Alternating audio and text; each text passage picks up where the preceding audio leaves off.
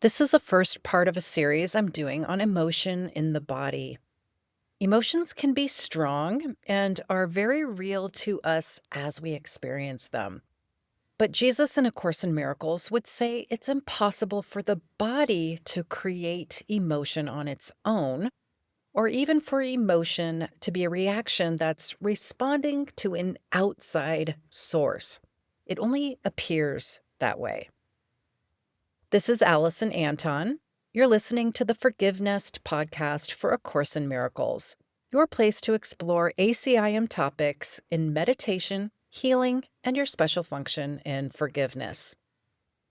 From the Course perspective, the body and all its emotional responses are one of the final results or the expression of an intricate chain of intentional events that started deep in our mind before the physical body was dreamed up.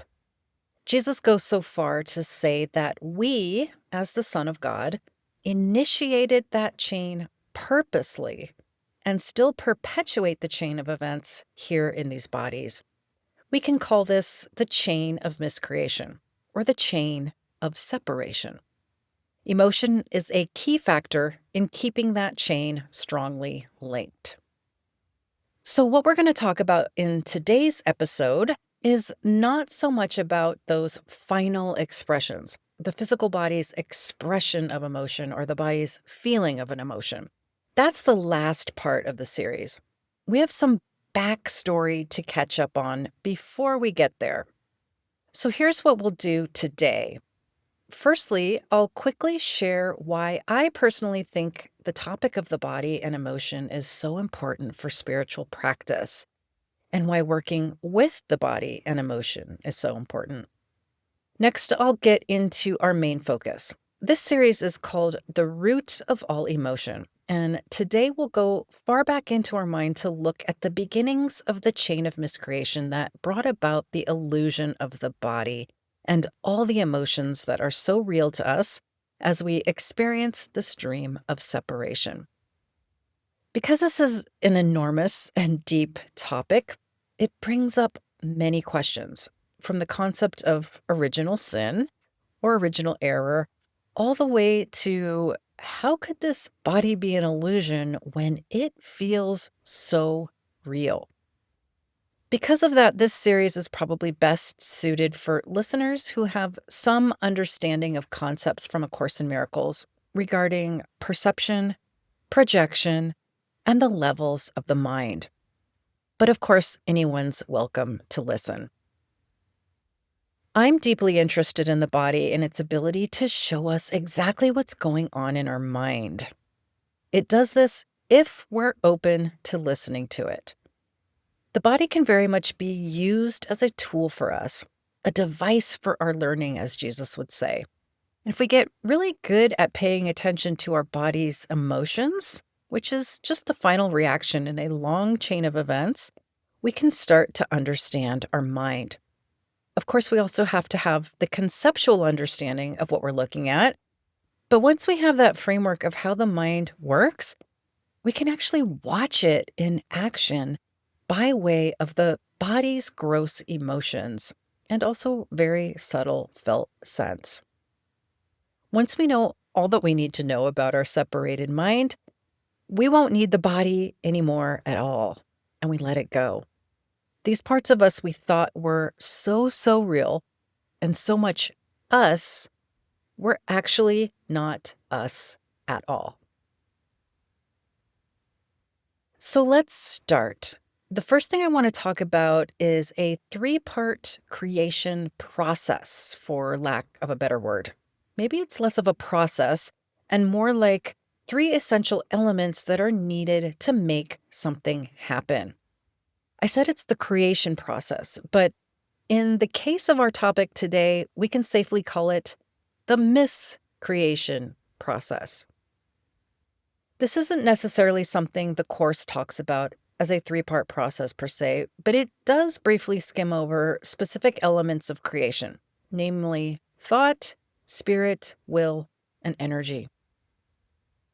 These same kinds of elements are used for both true creation as God used to create us as a whole, and also for miscreation, as we use to separate our mind into fragmented parts.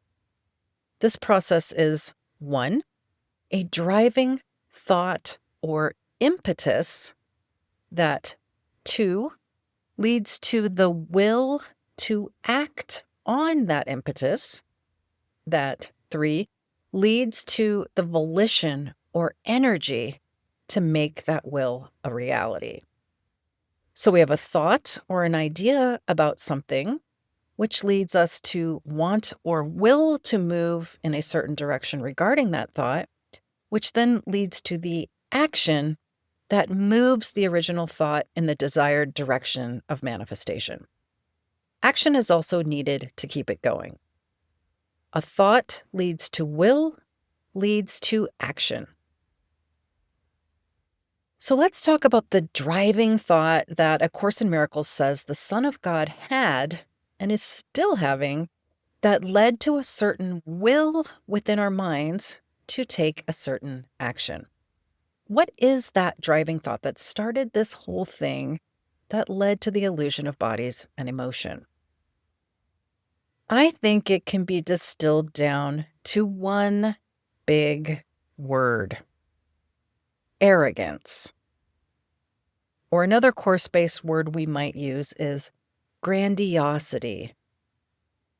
The Course says that we, the Son of God, wanted to be the maker of our own self, the author of who we are, the makers of reality. We didn't like the thought that someone else, God, had created us. The Son would not accept the fact that although he was a creator, he had been created. This is like saying to God, I want reality to be this way, the way I want, not the way you want. But we weren't actually limited in any way because we were given by him all the attributes of him, which is unlimited by nature. According to the Course, the kingdom of heaven, which is us, is everything that's real, and nothing exists apart from it. So really, if we had everything, including all the attributes of God, but we felt dampened or offended simply due to the fact that we felt lesser than God, that's a different problem than actually being controlled or enslaved or under the thumb of God. Jesus calls this the authority problem, not because there's a problem with the author, God, but because there's a problem, or we could say a question, in the mind of the beings whom the author authored. Even though we were created in God's total love and likeness, Jesus says we have a problem with the fact that we were the created and not the creator. Jesus argues that this original idea was, and still is, preposterous. And this brings us back to the word arrogance. It takes some arrogance, doesn't it, for a being to want to be something other than it really is in truth. There's an idea of deserving in there. We deserve to be better than this. Essentially, what we're saying is we deserve to be God and not the Son of God. I want to be God. So there's our driving thought, the first element in the original chain of miscreation. The next element is will. I want to be God is a statement of will for sure, but it's a statement that can't be made manifest simply because it's not true. Frankly, in order to make that happen, we have to lie to ourselves. And because we wanted to be a grandiose but false idea of ourselves more than we wanted the truth, then so a lie it is. The first part of this lie is to completely obscure the truth. Because if we see the truth clearly, we obviously see it's true. We know that God created us and we didn't. So we have to hide that fact somehow. And herein lies the first cover up, the will to dissociate from knowing altogether, which is basically the decision to forget God, forget who we are as the Son of God, and forget the entire sonship as well.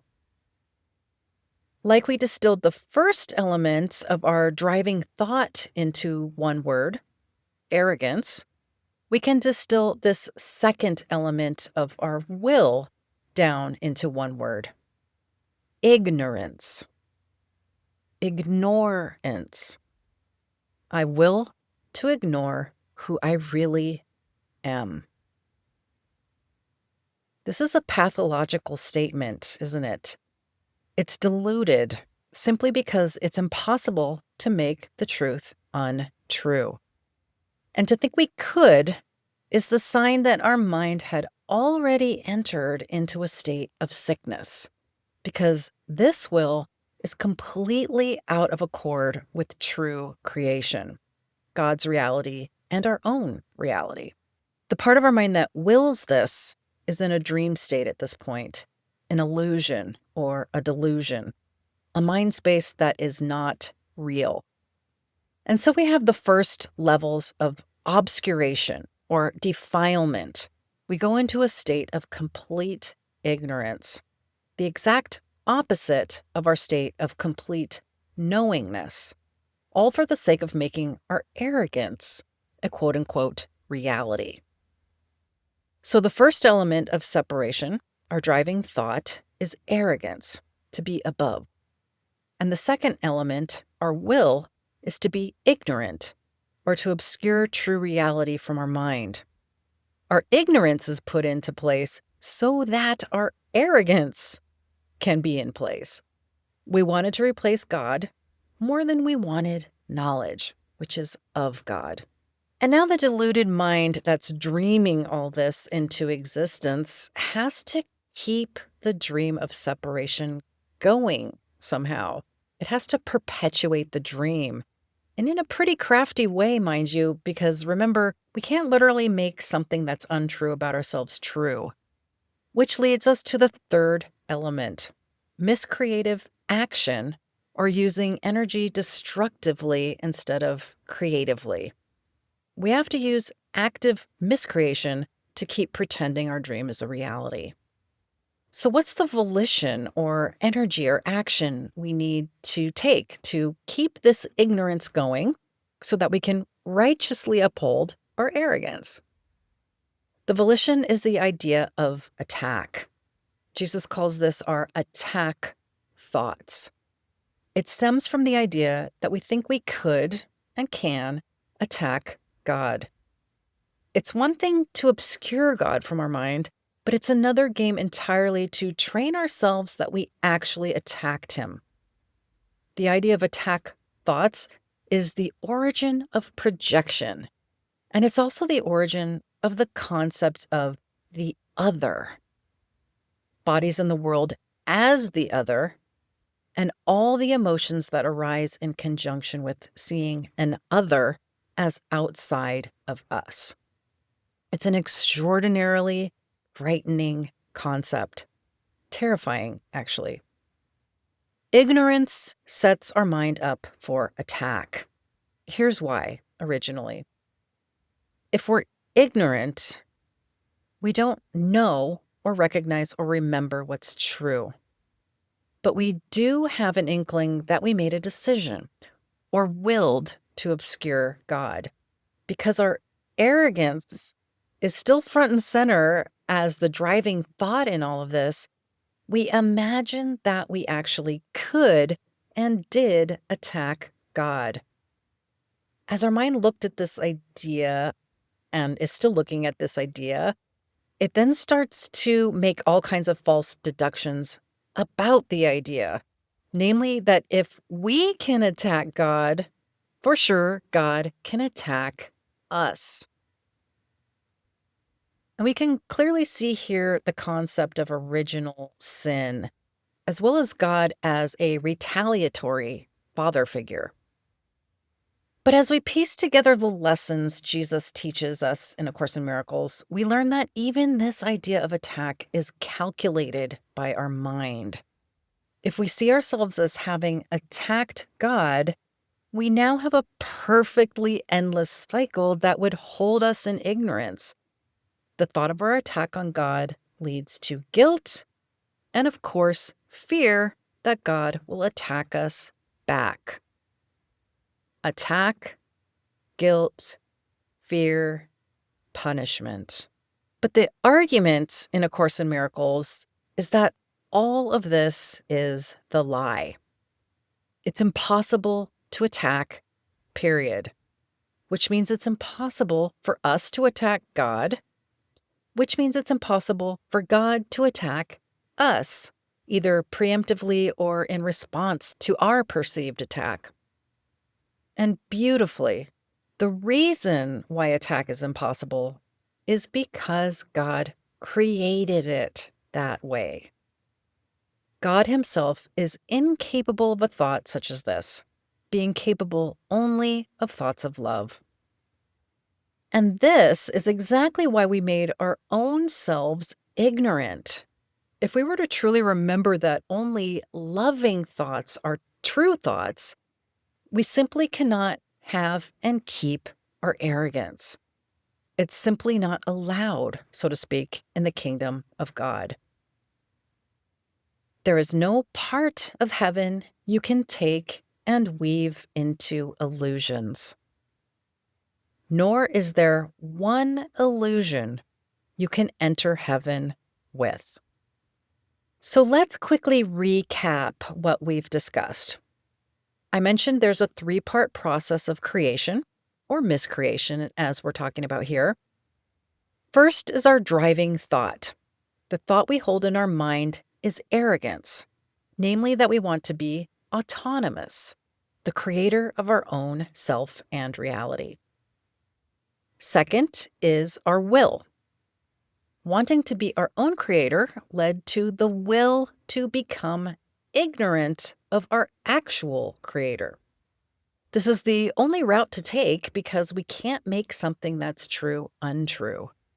Since we can't make it be so that God didn't create us, the only alternative is to obstruct remembrance or to become ignorant of our remembrance of him.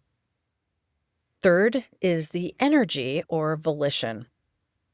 From ignorance, we have to seal the deal and keep perpetuating the illusion.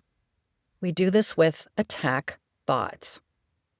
We tell ourselves, deeply subconsciously, that we attacked God and therefore are guilty and must expect punishment. This starts a cycle of the other, or an external force that's always calculating how to destroy us. Jesus says this distortion of facts on our part was all part of our scheme to maintain our sense of deserving to be the author of our own self or being. In this sense, the authority problem is actually the only problem there really is. But our situation is so convoluted now, we can't see that it's really that simple. If we could just allow that arrogance within us to step off the stage, game's over. And that's where forgiveness in A Course in Miracles comes in. The solution to the problem is to think something different, to will something different, and use volition or energy to make something different. So next up in this series, we'll go into projection, which really can be distilled down to this one idea of attack thoughts. We use projection to manifest the world we think we see, all things outside of ourselves, our bodies, and all the bodies around us we think are the other. We'll talk about how our cycle of attack thoughts is the engine that keeps us in the illusion of bodies. Only from there can we even start to talk about what emotions in the body are and how they reflect this grand schema of ours of arrogance, ignorance, and attack. I'll leave you with that to ponder. Thanks for listening to the ForgiveNest Podcast. I'm Alison Anton. We'll see you in part 2 of The Root of All Emotion.